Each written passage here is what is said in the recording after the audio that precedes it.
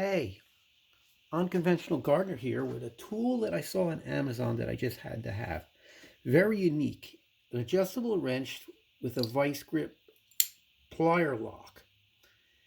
I paid about $20 for it, probably too much money, but I saw this and it was just something I had to have. If you look on the side, it's nicely polished. It has, you could go 10 millimeter, you could go with the gauge 20 millimeter, so forth. But let's give it a try.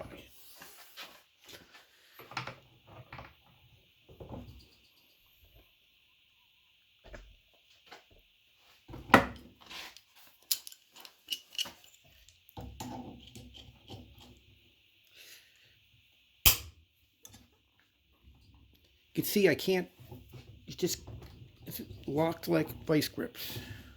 Very nice. I don't know if I'll ever use it, but